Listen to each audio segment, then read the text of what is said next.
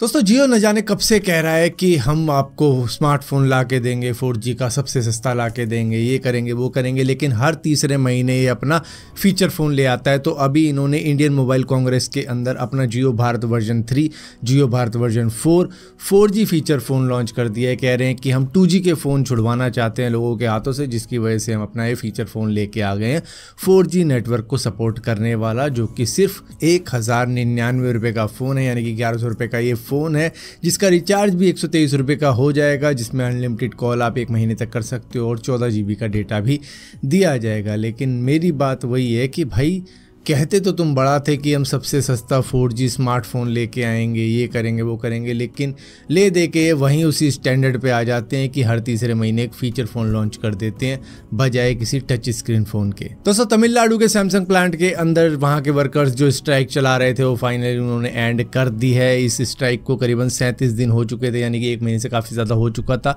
और इस स्ट्राइक को एंड किया गया है। यहाँ पर तमिलनाडु के चीफ मिनिस्टर ने भी इंटरवीन किया है और इस स्ट्राइक को ख़त्म करने को कहा है। तो यहाँ पर जो वेजेस बढ़ाने की बात की जा रही थी और वर्किंग आवर्स को कम करने की बात की जा रही थी, अब वो सैमसंग ने मानी है नहीं मानी, लेकिन हाँ सैमसंग ने कुछ मेजर्स लिए हैं अपने वर्कर्स के लिए जो कि उनके बेनिफिट के लिए हैं, तो शायद उनको सही लगा होगा, जिसकी वजह से स्ट्राइक ख़त्म कर दी गई है। यहाँ पर तमिलनाडु के चीफ मिनिस्टर को भी इन्वॉल्व होना पड़ा, इतना बड़ा ये मामला हो चुका था, मतलब 1 महीने से ज़्यादा की बात हो चुकी थी। और यहाँ पर लेबर यूनियन ने भी ये कह दिया है सैमसंग को कि भाई अब जो वर्कर वापस आ रहे हैं ना, तो उनको विक्टिमाइज़ नहीं करना है कि भाई तू स्ट्राइक पर बैठा हुआ था, तेरी हम सैलरी कम करेंगे, तेरे से काम ज़्यादा लेंगे। तो इस तरीके की चीज़ें नहीं होनी चाहिए, जैसे था पहले का मामला, मतलब स्ट्राइक से पहले वैसे ही रहना चाहिए। इन वर्कर्स को अपने तरीके से काम करने देना चाहिए जैसे वो पहले कर रहे थे। दोस्तों आपको मालूम होगा लास्ट मंथ माइक्रोसॉफ्ट ने एक न्यूक्लियर पावर प्लांट बाय किया था जो कि काफ़ी टाइम से चल नहीं रहा था, काम नहीं कर रहा था, उसको वो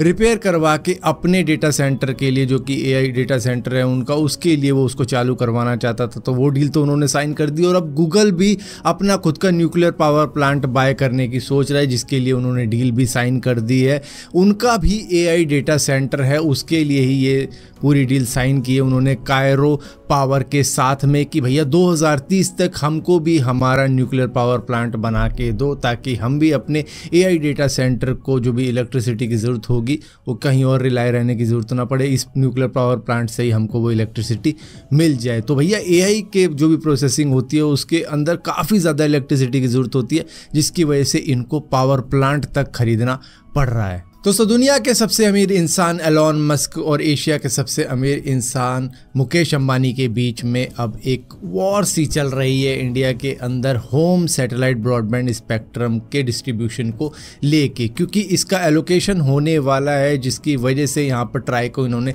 चिट्ठी भी लिख दी है कि ना इस तरीके से ना करके हम इस तरीके से करते हैं इसको डिस्ट्रीब्यूट, जहाँ पर ये चाहते हैं जियो के मालिक मुकेश अंबानी कि इसको ऑक्शन में बांटा जाना चाहिए, जबकि एलॉन मस्क चाहते हैं कि भैया एडमिनिस्ट्रेटिव एलोकेशन होना चाहिए, जो कि ग्लोबल ट्रेंड है, हर जगह ऐसा ही हो रहा है, तो इंडिया के अंदर भी ऐसा ही होना चाहिए। हालांकि ट्राई भी ऐसा ही करना चाह रहा है, लेकिन जियो ने लेटर लिख के कहा है कि इस तरीके से इसका डिस्ट्रीब्यूशन ना करके अगर इसका ऑक्शन करवा दे तो ही बढ़िया रहेगा। दरअसल जियो नहीं चाहता है कि स्टारलिंक किसी भी कीमत पे इंडिया के अंदर आए, क्योंकि उनकी मार्केट गिर सकती है जैसे ही स्टारलिंक इंडिया के अंदर आता है, जिसकी वजह से वो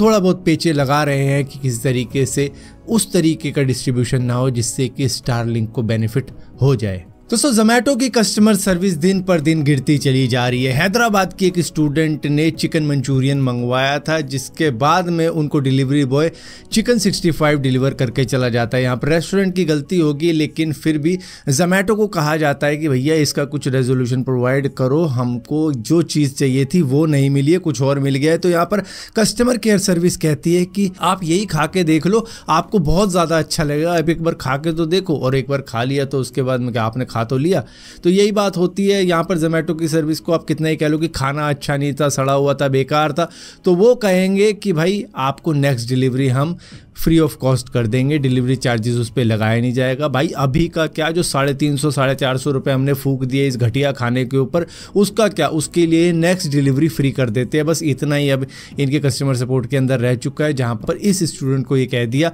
कि आप यही खा लो, जो चिकन 65 आपके पास में है वही खा के देख लो, जबकि चिकन मंचूरियन मंचूरियन और चिकन 65 में शायद ग्रेवी का अंतर रहता होगा, जिसकी वजह से दोनों ही डिफरेंट डिशेस है, लेकिन फिर भी इनको बोल दिया कि नहीं, आपका मूड जो भी हो, हम जो भेज रहे हैं वो खा लो। दोस्तों ओला उबर तो आपने बहुत सी बुक करी होगी, लेकिन इस तरीके की गाइडलाइंस शायद ही किसी के अंदर देखी होगी। मतलब कोविड में तो लिखा हुआ था गाइडलाइन वगैरह जो भी फॉलो करनी होती थी कोविड के टाइम पे, लेकिन इस टाइम पे इस बंदे ने लिखा हुआ है कि आप कैब के ओनर नहीं हो, कैब का ओनर वो है जो गाड़ी चला रहा है, और ऊपर से भैया आराम से बात करो तभी तुमको रिस्पेक्ट मिलेगी, और डोर भी आराम से क्लोज करना, इस तरीके की गाइडलाइंस। और इसी के साथ साथ अपना एटीट्यूड अपनी जेब में ही रखना, यहाँ पर चलाने की कोई भी ज़रूरत नहीं है। और हाँ, मुझे भैया कहने की कोई भी ज़रूरत नहीं है, और हाँ, तेज़ चलाने को भी मत कहना, अपने आप टाइम पर आया करो और टाइम से जाया करो। तो मतलब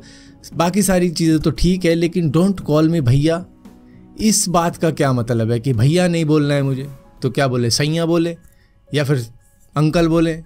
या फिर हाँ ड्राइवर ही बोल सकते हैं कि ड्राइवर चलो जहाँ भी जाना है तुम्हें, ड्राइवर ही बोलो, ड्राइवर को ड्राइवर ही बोला जाएगा,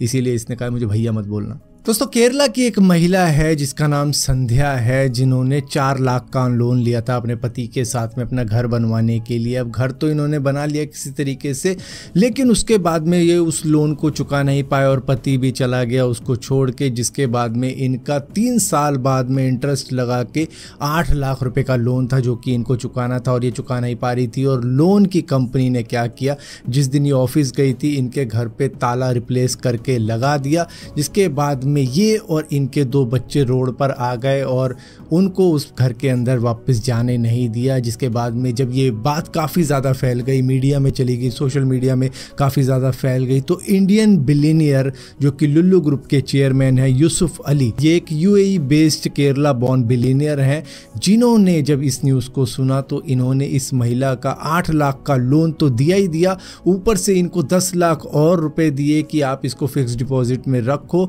और अपना घर गृहस्थी जैसे चला रहे हो अच्छे से चलाओ और बच्चों को भी पढ़ाओ। तो मतलब इस तरीके की चीज़ शायद ही किसी बिलियनियर ने करी होगी, जो कि UAE based billionaire Yusuf Ali ने करके दिखाई है एक महिला के लिए जो कि बेघर हो चुकी थी,